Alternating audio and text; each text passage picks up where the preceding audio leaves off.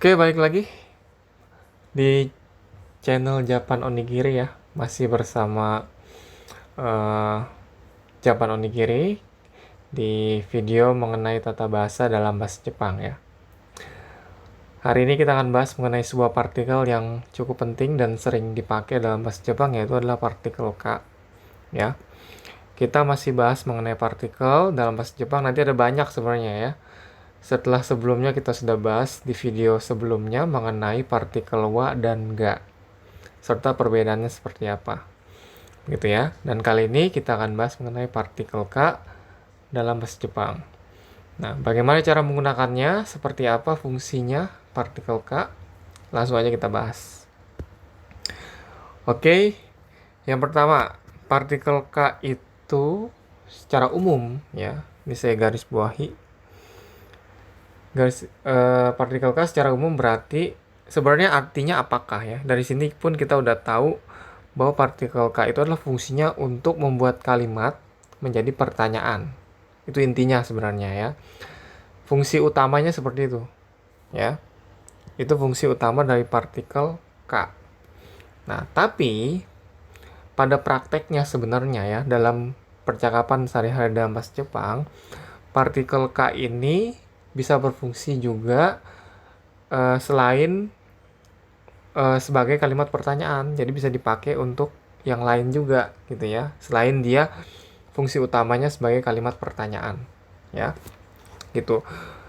Nah, kita lihat ya. Yang pertama fungsi yang pertama diletakkan pada akhir kalimat, digunakan untuk bertanya. Ya, itu fungsi utamanya nih yang pertama nih, yaitu untuk digunakan untuk bertanya ya. Pokoknya kalau kalian ketemu sebuah kalimat dalam bahasa Jepang ya, itu kalimatnya belakangnya ka, deska, imaska, arimaska, shimaska gitu ya, dan lain-lain ya. Itu pasti kalimatnya berupa kalimat pertanyaan ya. Itu ya. Contoh, kita ambil contoh ya. Anatawa dare desu ka, tuh ya. Dia nanya tuh, kamu siapa? Dare itu artinya siapa ya. Anata itu kamu atau anda ya. Itu anatawa dare desu ka, itu artinya kamu siapa ya. Itu pertanyaan tuh, kalimat pertanyaan kan. Nah, korewa nan desu ka, ini apa tuh, dia nanya tuh, apakah ini atau ini apa tuh ya.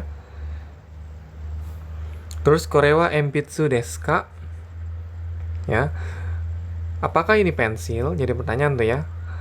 Nah, kalian perhatikan di sini ada berapa kosakata pertanyaan seperti dare ya, kemudian nan atau nani ya. Itu adalah kosakata pertanyaan.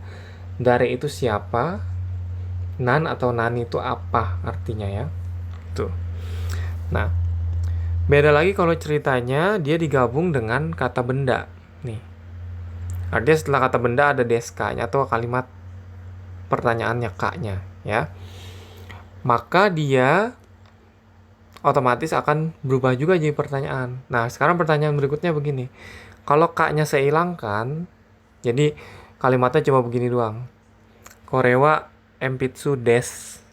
Nah, gitu doang tuh. Ya. Korewa enpitsu des, yang ini nih. Nah, maka kalimat ini tidak menjadi kalimat pertanyaan, ya. Jadi kalau saya ngomongnya korewa enpitsu des, berarti itu artinya ini adalah pensil. Udah gitu doang, ya. Tapi beda ceritanya kalau saya tambahkan ka di belakangnya. Korewa enpitsu des ka, berubah tuh artinya. Jadi apakah ini pensil? Jadi pertanyaan kan? Jadi kalimat pertanyaan. Nah, itu dia fungsi yang pertama ya.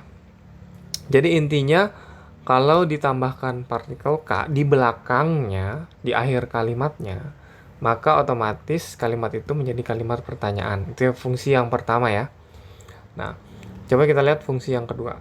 Nah, fungsi yang kedua, selain membuat kalimat itu menjadi kalimat pertanyaan, fungsi yang kedua dari partikel K yaitu adalah diletakkan di belakang kata tanya untuk menunjukkan sesuatu yang tidak jelas ya.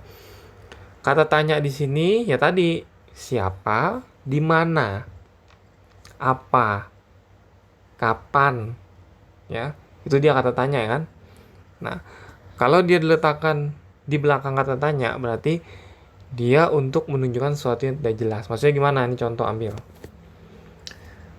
Poribukuro no naka ni nanika arimasu. Nanika arimasu ya. Poribukuro no naka ni nanika arimasu.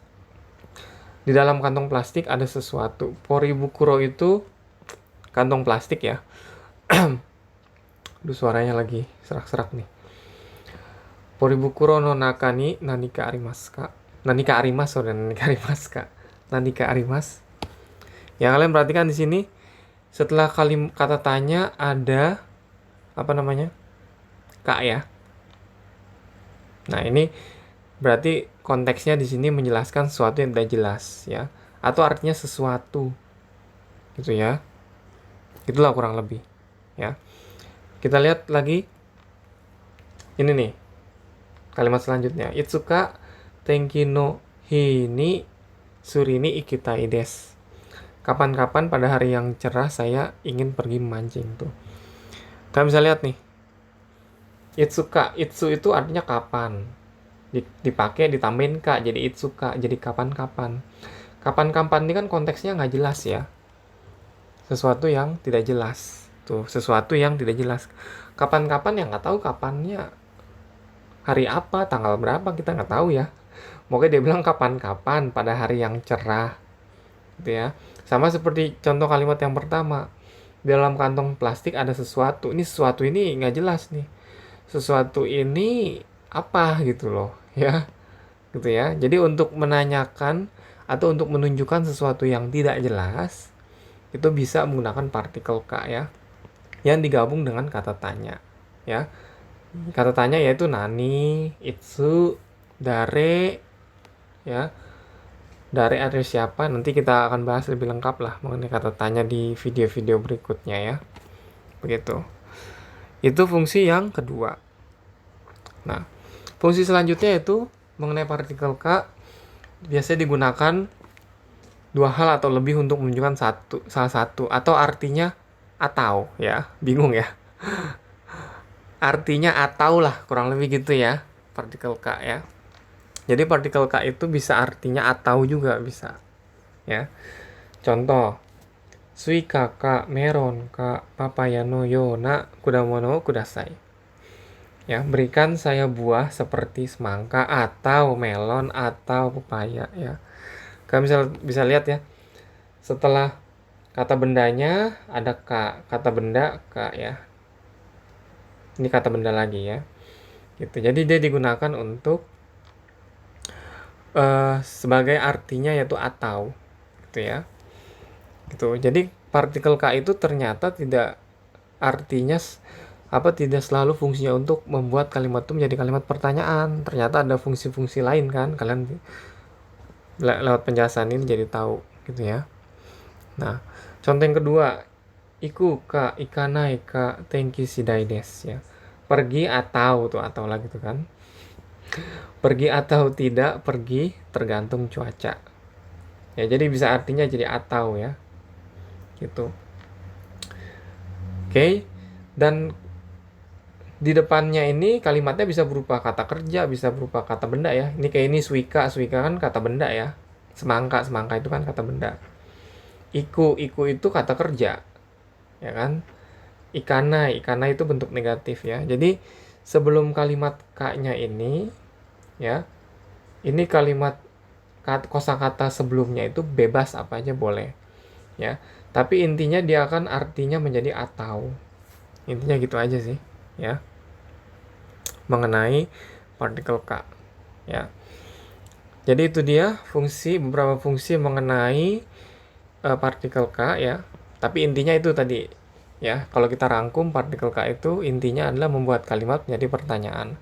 Tapi juga ada fungsi-fungsi lain ya. Tadi kita lihat ya ada 3 ya kurang lebih ya fungsi ya. Fungsi mengenai partikel ka. Jadi partikel ka itu fungsi utamanya sebagai kalimat pertanyaan, tapi dia punya fungsi lain juga. Jadi tidak selalu membuat kalimat menjadi kalimat pertanyaan. Gitu ya. Jadi itulah mengenai penjelasan partikel ka ya. Itu aja mungkin video kali ini, sekian, terima kasih ya. Tapi sebelum saya akhiri, kebetulan ada kita sudah buatkan website, websitenya masih gratis sih, website WordPress ya. Website WordPress dari WordPress kita buat, nama websitenya wikionigiri.wordpress.com. Nanti di website itu saya taruh rangkuman materinya lah ya, biar kalian bisa baca-baca.